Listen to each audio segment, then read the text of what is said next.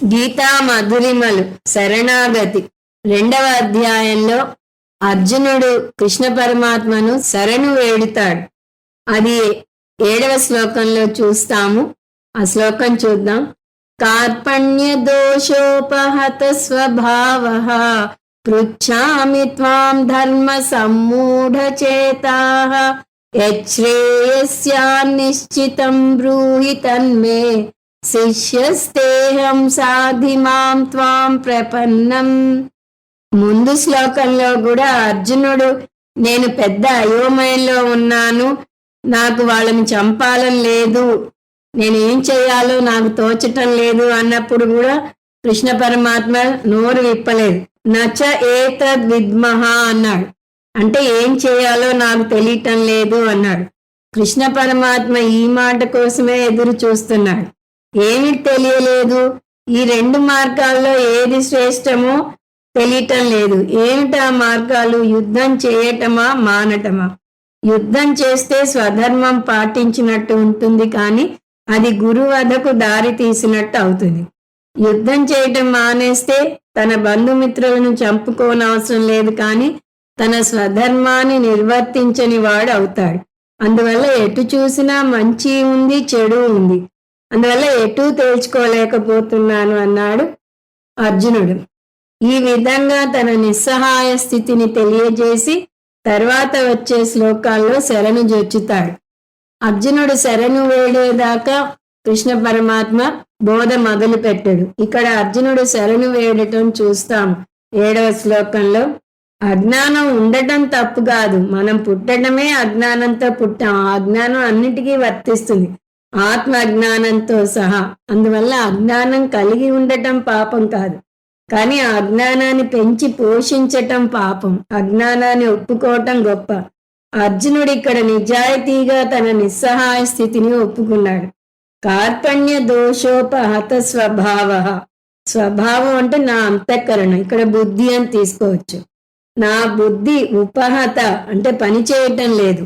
బుద్ధి యొక్క పని ఏమిటి? వివేకం చూపించటం, 2 వస్తువుల మధ్య ఉన్న మంచి చెడులను బేరీజు వేయటం. సరిగ్గా ధర్మాధర్మ విచక్షణ చేయాల్సిన సమయంలో అర్జునుని బుద్ధి పని చేయటం లేదు. ఎందుకు? మొదటి అధ్యాయంలో చూసాం, అర్జునుడు సంసార సమస్యలో కూరుకుపోయాడు. రాగం, శోకం, మోహం ఆవహించాయి అతన్ని. మోహం అంటే ధర్మాధర్మ విచక్షణని కోల్పోవటం అని కూడా చూసాం. కానీ అదృష్టం ఏమిటి అంటే తను ధర్మాధర్మ విచక్షణను కోల్పోయాడు, నిస్సహాయ స్థితిలో ఉన్నాడు అని గ్రహించి శరణు వేడుతున్నాడు కృష్ణ పరమాత్మని. అది ఇక్కడ టర్నింగ్ పాయింట్ అర్జునునికి. కార్పణ్య దోషో, కార్పణ్యం అంటే నిస్సహాయ స్థితి, అయోమయం. ఏ విషయంలో అయోమయం? ధర్మ సమ్మూఢ చేతాహ, ధర్మం గురించిన అయోమయం. ధర్మం అంటే అధర్మం కూడా వస్తుంది. అంటే ఏది ధర్మం ఏది అధర్మమో తెలియటం లేదు. ధర్మశాస్త్రమేమో నహింస్యాత్ సర్వభూతాని అంటుంది. ఎవరిని మనోవాకాయ కర్మల ద్వారా హింసించకూడదు అంటుంది. పైగా అహింస పరమో ధర్మ అంటుంది. దాని ప్రకారం ఎవరిని చంపకూడదు. పైగా ఇక్కడ చంపాల్సిన వాళ్ళు ఎవరు? అర్జునుని బంధువులు, మిత్రులు, గురువులు, పితామహులు. అందువల్ల వారిని చంపకూడదు. అందువల్ల అర్జునుడు అంటున్నాడు, ఒకవైపేమో బుద్ధి నా వాళ్ళను చంపవద్దు అంటున్నది, ఇంకోవైపు దుర్యోధనాదులు అధర్మానికి మారుపేరు. దురదృష్టవశాత్తు భీష్మ ద్రోణాదుల ధర్మం వైపు నిలిచారు కాబట్టి వాళ్లతో నేను యుద్ధం చేసి తీరాలి అంటున్నది. అందువల్ల ధర్మం గురించి నేను అయోమయంలో పడ్డాను. అహం పృచ్ఛామి, నోరు తెరిచి అడుగుతున్నాను, నాకు చెప్పు అని చెప్తున్నాడు. ఎందువల్ల అంటే ఎదుటి వ్యక్తి సలహా కోరందే, అది కూడా మనస్ఫూర్తిగా కోరందే. తెలివైన వ్యక్తి సలహా ఇవ్వకూడదు. కానీ ఆ ఎదుటి వ్యక్తి మన పుత్రుడే అయితే అతను కోరేదాకా ఆగగలమా? అతను సలహా అడగడు, కానీ మనకి ఇవ్వాలనిపిస్తుంది. అప్పుడు అతనికి కొన్ని సూచనలు పంపి చూడాలి. అతను వినే ఉద్దేశంలో ఉంటే సరే. మనం సూచనలు పంపినా వినే ఉద్దేశం లేకపోతే దేవుని మీద భారం వేయటం తప్ప ఏమీ చేయలేం. ఓ దేవా, నా పుత్రునికి మంచి బుద్ధి ఇయ్యి అని ప్రార్థన చేసుకోవాలి. ఇక్కడ అర్జునుడు నోరు తెరిచి అడిగేదాకా కృష్ణ పరమాత్మ చెప్పదలుచుకోలేదు. ఇప్పుడు అర్జునుడే నోరు తెరిచి అడుగుతున్నాడు. నాకు చెప్పు అన్నాడు. ఏం చెప్పాలి? యత్మే శ్రేయస్యాత్, నాకు ఏది శ్రేయస్కరమో దానిని చెప్పు. ఎందువలనంటే నేను ఏది మంచో ఏది చెడో తేల్చుకోలేకపోతున్నా. నిశ్చితం శ్రేయ, అది కూడా నాకు నిజంగా ఏది మంచిదో అది చెప్పు. అంతేకాదు, నా మనసు విప్పి నీకు చెప్తున్నాను. అహం తే శిష్య. ఇది చాలా కీ పాయింట్ ఈ భగవద్గీతలో. నేను నీ శిష్యుణ్ణి, ఇంక నీ యజమానిని కాదు. శిష్యుడు అంటే శిక్షణ పొందే యోగ్యత ఉన్నవాడు అని అర్థం. అంటే గురువు చెప్పేదాన్ని అందుకునేందుకు సిద్ధంగా ఉన్నవాడు అని. నేను శిష్యుణ్ణి, నేను నోరు తెరిచి అడుగుతున్నాను, చెప్పు అని ఇక్కడ కోరుతున్నాడు. ఈ శ్లోకం ఉపోద్ఘాత శ్లోకాల్లో చాలా ముఖ్యమైన శ్లోకం. మొదటి అధ్యాయం మర్చిపోయినా పర్వాలేదు, రెండవ అధ్యాయం 6వ శ్లోకం దాకా మర్చిపోయినా పర్వాలేదు, కానీ ఈ శ్లోకాన్ని మాత్రం మర్చిపోకూడదు. ఇందులో వీరుడైన అర్జునుడు శిష్యుడుగా మారాడు. అహం తే శిష్య అన్నాడు. శిష్యుని అర్హతను నిశ్చయించేది ఏమిటి?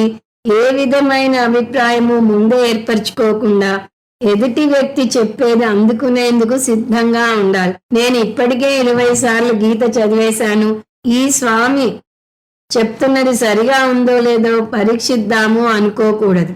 గురువుకు పరీక్ష పెట్టే దృక్పథం ఉంటే గురువు చెప్పింది అందుకోలేరు. గీతా బోధకు వెళ్ళినప్పుడు, చెప్పులు బయట విప్పినప్పుడు మీరు ముందే ఏర్పరచుకున్న భావాలు, అభిప్రాయాలను కూడా బయట విప్పి వెళ్ళాలి. గురువు తప్పు చెప్తున్నాడా, ఒప్పు చెప్తున్నాడా అని బేరీజు వేయకుండా ఏం చెప్తున్నాడో శ్రద్ధగా వినాలి. దీని ఇంగ్లీష్లో ఓపెన్ మైండ్ అంటారు. నాకు అంతా తెలుసు అనుకుని శాస్త్రాధ్యయనం చేయకూడదు. వినేటప్పుడు ఓపెన్ మైండ్తో వినండి, అంతా విన్నాక మీ ఇష్టం. కానీ వినేటప్పుడు మాత్రం ఈ ఓపెన్ మైండ్ ఉండి తీరాలి. కర్మ వల్ల మోక్షం వస్తుంది, భక్తి వల్ల మోక్షం వస్తుంది అని ముందే నిర్ణయం చేసుకోకూడదు. గురువు చెప్పేది శ్రద్ధగా వినాలి. ఈ ఓపెన్ మైండెడ్నెస్నే శిష్యత్వం లేదా శిక్షా యోగ్యత్వం అంటారు. సాధిమాం త్వాం ప్రపన్నం, నేను శరణాగతుడను, నాకు ఉపదేశం చెయ్యి అంటున్నాడు. ఓపెన్ మైండ్ ఉన్నట్టుగా శిష్యుడు గురువుకి ఎలా చూపించగలడు? నమస్కారం చేయటం ద్వారా. మనసులో ఉన్న స్నేహభావాన్ని కరచాలనంతో చూపినట్టుగా గురువును శరణాగతి వేడినప్పుడు పాదాభివందనం చేస్తారు. దీన్ని ప్రపత్తి అంటారు. ప్రపత్తి అంటే శరణాగతి. ఇది 3వ దశ. మొదటి 2 దశలు సంసార దుఃఖం, కార్పణ్య అవస్థ అంటే సమస్యను తెలుసుకోవటం, నిస్సహాయతను తెలుసుకోవటం. ఈ 2 దశలు దాటాక శరణాగతి 3వ దశ. అర్జునుడు అదే చేస్తున్నాడు. అందులోనూ సాక్షాత్తు కృష్ణ పరమాత్మను శరణు వేడుతున్నాడు. కృష్ణుడు ఎవరు? ప్రపన్న పారిజాతాయ స్తోత్ర వేత్రైక పాణయే జ్ఞానముద్రాయ కృష్ణాయ గీతామృత దుహే నమః. అర్జునుడు అలా శరణు వేడితే కృష్ణ పరమాత్మ గురువు అవుతాడు. ఈ విధంగా అర్జునుడు తాను శిష్యునిగా మారి కృష్ణుడిని జగద్గురువుగా, గీతాచార్యునిగా మారుస్తాడు. పార్థసారథి జగద్గురు కృష్ణ పరమాత్మ అవుతాడు. ఈ మార్పు శ్లోకంలో 4వ పాదంలో జరగనున్నది. శిష్యుడు అవగానే సరిపోదు. శిష్యుడు అనేక కారణాల వల్ల అవ్వచ్చు. మంత్రోపదేశం చేయించుకోవడానికి అవ్వచ్చు. ఒకవేళ అదే అయితే గురువు ఏదో ఒక మంత్రం ఉపదేశించి పంపిస్తాడు. కానీ ఒక విషయం గుర్తుంచుకోండి, మంత్రోపదేశం వల్ల సమస్య పరిష్కారం అవ్వదు. మంత్రోపదేశం వల్ల అజ్ఞానం తొలగదు. మంత్రోపదేశం వల్ల చిత్తశుద్ధి కలుగుతుంది. మనస్సు అలజడి చెందినప్పుడు తాత్కాలికంగా ఉపశమనం చెందుతుంది. ఇక్కడ అర్జునునికి కావాల్సింది బోధ. ఏది మంచో ఏది చెడో విడమర్చి చెప్పాలి. అందువల్ల అర్జునుడు సాధి పదం వాడాడు. సాధి అంటే నాకు జ్ఞానం ప్రసాదించు, నా అజ్ఞానాన్ని తొలగించు అన్నాడు. ఒకవేళ కృష్ణ పరమాత్మ అతని అజ్ఞానం తొలగించకుండా అప్పటి సరిపోయే తాత్కాలిక పరిష్కారం చూపిస్తే ఏమవుతుంది? మళ్ళీ ఇంకో సమస్య వచ్చినప్పుడు అర్జునుడు మళ్ళీ కృష్ణ పరమాత్మ దగ్గరికి పరిగెత్తాల్సి ఉంటుంది. సలహా ఇవ్వడానికి బోధ చేయటానికి మధ్య ఉన్న వ్యత్యాసం ఏమిటి? సలహా ఇస్తే ఆ వ్యక్తిని నా మీదే ఆధారపడేలాగా చేస్తున్నాను. అతను సమస్య వచ్చినప్పుడల్లా నా దగ్గరకు పరిగెత్తుకు రావాల్సి ఉంటుంది. ఆ ఆధారపడటం ఎంతగా ఉంటుంది అంటే చివరికి కాఫీ తాగాలా, టీ తాగాలా అని కూడా అడిగే దశకు వస్తుంది. అందువల్ల సలహా ఇస్తే సమస్య తాత్కాలికంగా పరిష్కారం అవుతుంది, కానీ నేను అతన్ని నా మీద ఆధారపడేలాగా చేస్తున్నాను. అందువల్ల నిజంగా నేను అతని మంచి కోరేవాడిని అయితే అతనికి సలహా ఇవ్వకూడదు. అతను స్వయంగా ఎలా నిర్ణయం తీసుకోవాలో నేర్పించాలి. అప్పుడు రేపు అతనికి వేరే సమస్య వచ్చి నేను అందుబాటులో లేకపోయినా అతనే స్వయంగా నిర్ణయం చేసుకోగలుగుతాడు. సలహా ఒక వ్యక్తిని ఆధారపడేలాగా చేస్తే బోధ ఒక వ్యక్తిని స్వతంత్రునిగా చేస్తుంది. ఈ విషయంగా చైనా దేశపు సామెత ఒకటి ఉంది.